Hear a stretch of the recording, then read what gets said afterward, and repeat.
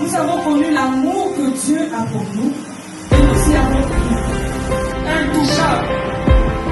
La profondeur de l'amour de Dieu pour nous. Qu'est-ce que l'homme pour que tu te souviennes de lui?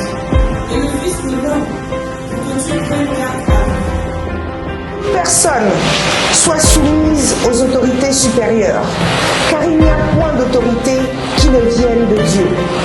Et les autorités qui existent ont été instituées de Dieu. C'est pourquoi celui qui s'oppose à l'autorité résiste à l'ordre que Dieu a établi. Et ceux qui résistent attireront une condamnation sur eux-mêmes. Merci de me recevoir. Le prédicateur a parlé de l'amour tout à l'heure dans son prêche. Effectivement, si on est tous ici, c'est parce que Dieu nous a aimés. Je voudrais commencer mon propos par un petit témoignage. Je suis actuellement porte-parole du COPIL citoyen. Lorsque nous avons été candidats aux dernières élections en 2023, lui aux législatives, moi au local, à la mairie du 3e, là en haut à Nombakele, on a vécu des moments extrêmement difficiles. On avait un blindé qui était garé en face de notre QG. Et s'il n'y avait pas eu Dieu, s'il n'y avait pas eu son amour pour nous, peut-être que je ne serais pas là aujourd'hui en train de vous parler. Un témoignage vivant.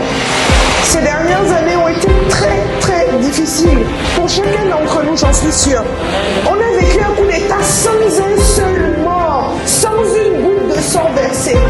Et pour moi, ça c'est une preuve de l'amour de Dieu pour nous. Dieu a protégé notre nation.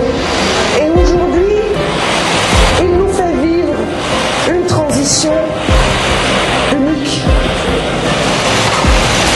On a eu l'appel à contribution, on a eu le dialogue national, on a eu l'Assemblée constituante et aujourd'hui, on soumet à la population gabonaise pour quasiment la première fois de sa vie un référendum et un projet de constitution.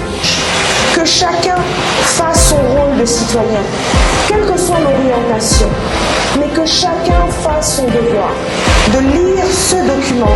Je laisserai un exemplaire ici, à l'église, pour ceux qui souhaitent faire des photocopies. Je demanderai donc à chacun de lire ce document. Je vous encourage tous à lire la Constitution. Le 16 novembre, à aller voter.